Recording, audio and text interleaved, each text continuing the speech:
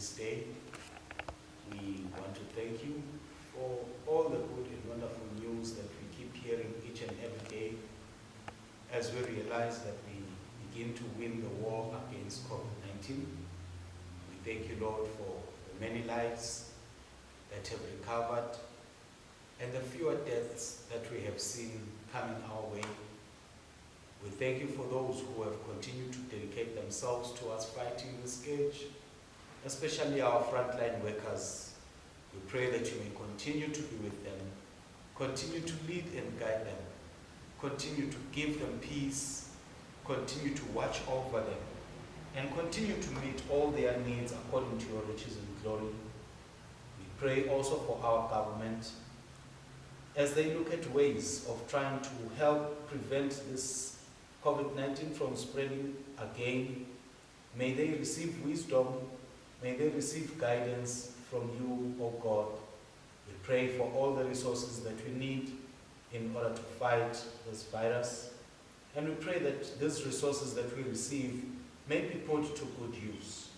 May you stay away all the hands of corruption and all the people that want to do the wrong things with the resources that we have, so that they may be used for the good health and the well-being of your people. This we ask through our Lord and Savior, Jesus Christ. Amen. Amen. Good morning, saints, in the name of Jesus. Good morning. This is the second Sunday in Lent. We are grateful to God for such a day. Our let us pray.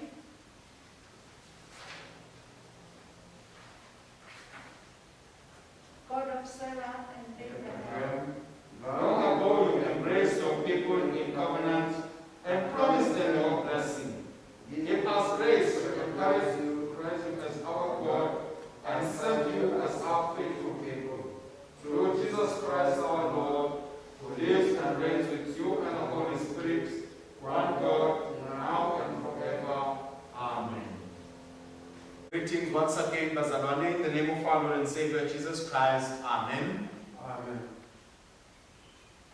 We are going to be having our sermon for today, and I will ask that the congregation may please be seated. As we pray, Almighty God, may you make the words of my mouth and the meditations of our hearts be always acceptable in your sight, as you speak to us through your word, empowering us, uplifting us, and giving us, Father God, all the skills that we need in order to continue going forward during this time of Lent. In Jesus Christ's name we pray. Amen. In this, our second Sunday in Lent, the first reading is taken from Genesis chapter 17, verses 1 to 7, as well as verses 15 to 16, and also from the Psalm 22, verses 23 to 31.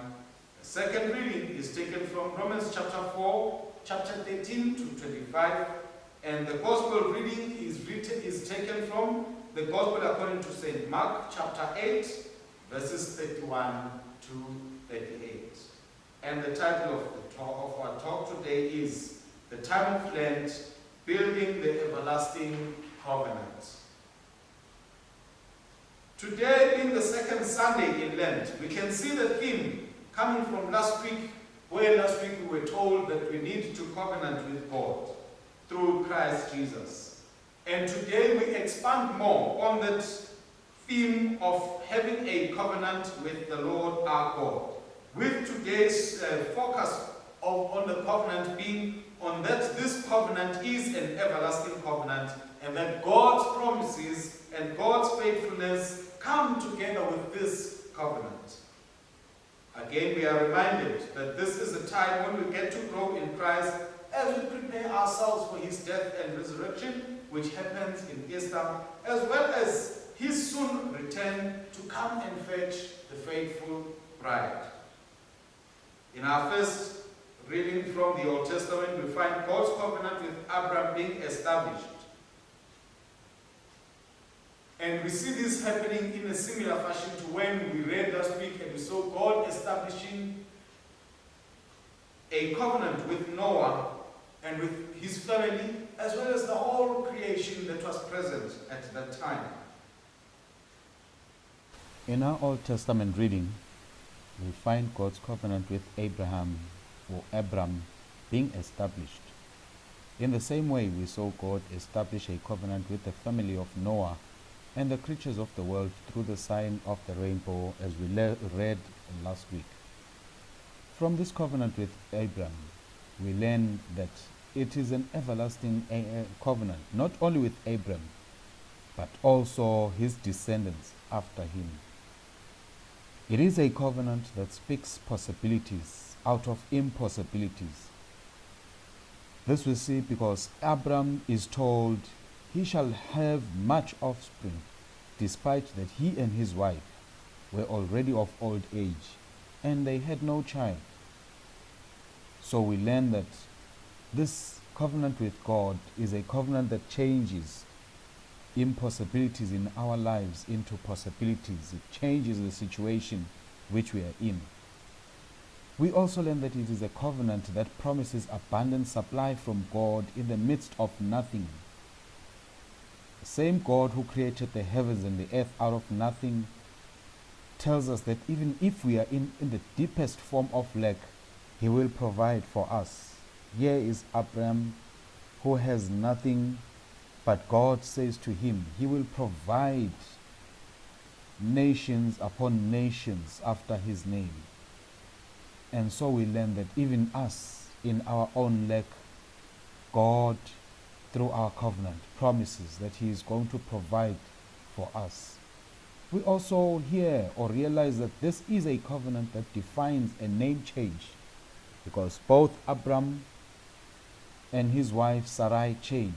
Abram changes from Abram to Abraham, and Sarai changes from to Sarah. And we know that in God we might have negative nomenclatures that are given to us, but this, when we enter into a covenant with God, become positive, and then we start to speak of a new destiny and a new destination beyond and above what people have labeled us to be. This covenant with God is a covenant which also tells us that we shall survive out of enough and achieve greatness out of enough. We will survive not because we have plenty, but because God will make sure we have enough. Abraham only needed one son in order for God's promise to suddenly become manifest. If it were according to us, probably would have expected God to give him 10 sons. But God gave him only one son, and out of that one son, a lot was born. Even us, in our times of need, God promises that He is going to give us just enough, and it shall be more than enough. It shall be abundant for us. And we are told that out of that one son, Abraham is promised to bear many nations and kings. And this, God teaches us that we may not have great abundance, but this lack of abundance, instead of us not having abundance but having enough, does not stop us from achieving greatness, as Abraham was able to achieve greatly. The psalm that we read further emphasizes to us that God indeed, in His covenant with us, shall establish great things, as He promises even more to the offspring of Jacob, who is the offspring of Abraham. God emphasizes that those who believe and trust in Him shall not lack for anything, but shall be provided for. And therefore all nations and families will seek God and will be found in Him, and shall worship Him and establish a covenant with Him, just as He promised to Abraham that He would father many nations. And these nations that we see today, those people that we see today, some not yet born, but have come to be the children of Abraham through faith and through their belief and trust in God. In Romans, we are told that this covenant of God is not established in the law, but it is established through faith and grace. And then that makes us all who believe in what God has promised us to be, to find ourselves to be in the same league as Abraham, who believed when God promised to make him a great nation. Paul emphasizes to us that God is a promise keeper. For what God promised to Abraham of old, we see being manifest even today, here before us. We might feel that we have lost it and have no hope, but God brings revival. God brings life and hope through the new relationship that is based on faith and not based on the law. And this relationship that is based on faith is open to all people and not only just to the Jews. And Paul makes us realize that the promise God made to Abraham was fulfilled not because of Abraham's works, but because of his faith in God. And it was God himself who kept the end of the bargain, even if along the way we saw and realized Abraham missing it, as we saw him trying to fulfill what God had promised, but through his own power by deciding to have Ishmael. But God, being a God of love and grace, forgave him and went on to give him Isaac, the promised son. And we see that despite that he fell along the way, God was there to lift him up and make him continue along that journey so that God's promise could come to be fulfilled. And so God's promise is in us. When we continue to trust in him, when we look up to him, will come to be fulfilled. In the gospel, we see Jesus Christ telling his disciples that the covenant needs to be fresh. The covenants need to be made new. And for this to happen, he needs to suffer. He needs to die and he needs to rise again. And this puzzles his disciples because they couldn't imagine life with God, with Jesus Christ. Peter had just recently told Jesus Christ that you, O Christ, are the Messiah. And the Jews had a different aspect of thinking or thought of what the Messiah would do. So they never thought the Messiah would even come to get to a point of having to die. Yet Jesus Christ rebukes Peter when Peter says, no, Lord, you cannot die, you must not die. Jesus Christ says, no, a new covenant has to be made, and it is my blood that needs to pen and finalize this covenant. And so Jesus Christ is able to call Peter to task and say, no, Peter, let the will of God happen so that this perfect covenant with God that is made through myself as Jesus Christ will come to be. And so Christ called on people to learn and know that if they seek to save themselves and forsake the good news of the covenant of faith made with God away from the law, they would lose their lives. That's why he says, if any man comes after me, he's going to gain his life, because I am bringing a new covenant through my death and my resurrection. We know that prior, as I've already said, that prior to this scripture that we read, Peter had just acknowledged that Jesus Christ is the Messiah.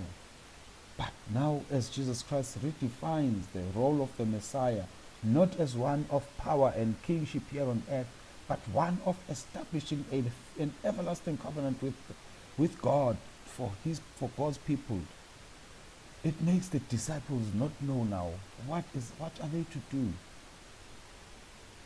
And the disciples didn't know that they would go through days of dark doubt and certainty.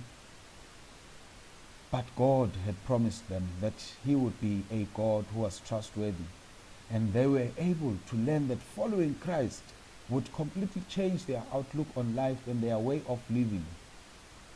And so, as they began to understand who the Messiah was, as they began to understand this everlasting covenant of God, they were able to share in the glory of the Messiah. They were able to suffer, to share in his suffering and to take up their crosses and follow him. Because if we go and sit down and we listen and we learn what happened in their lives, how many of them had to suffer, how many of them were persecuted. If they didn't have an understanding of this covenant, they would have given up along the way when they faced the suffering that they faced. So as Christians, we can see now that we are being called to being radical on matters. But this does not mean that our faith in God disappears. Our faith in God helps us to sometimes make radical changes in our lives, in the way that we live. As it did to the disciples, they had to change from their own thought of what the Messiah should be to what God had required this Messiah to be. So this time of Lent that we are in, Bazalwane, offers us a time to reflect on our lives and our walk with God, and perhaps just how radically we need to begin to change our own lives to fit into the picture of what God wants us to be. The biggest problem of Christians today is that we want to change God to our own plans. We want to change God to our own desires and our own wishes, instead of us being changed into the plans of God, into the will of God, into the kingdom of God. May God help us throughout this time of Lent as we seek His face, that we may learn through this new everlasting covenant that it is actually the will of God that is important for us. It is the will of God that we need to find and we need to follow, because the God that we follow is a God who keeps His promises to us. Even if along the way we may falter, but just like as He did to Abraham, as He did to His disciples, God will be faithful in this covenant. And so let us keep and seek this covenant, this everlasting covenant with our God. May the Almighty God bless you as you continue throughout this time of Lent, in Jesus Christ's name.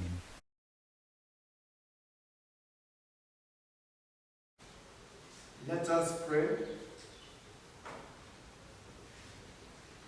Look upon your servants, O Lord, weak in faith and asking for your strength. Cold in heart, but seeking the warmth of your love. Assailed by doubt, but longing to trust you. Abounding in sin, yet begging to be filled with your righteousness. Now and forever. Give us light and strength, O God, to know your will. Guide us by your wisdom and support us by your power. Unite us to yourself in the bond of love and keep us faithful to all that is true. Go before us, Lord, in all that we do, with your most gracious favor, and guide us with your continual help, that in all your works, begun, continued, and ended in you, we may glorify your holy name, and finally, by your mercy, obtain everlasting life. May the Lord teach us to know ourselves, that we may be truly repentant, so to repent that we may be truly forgiven.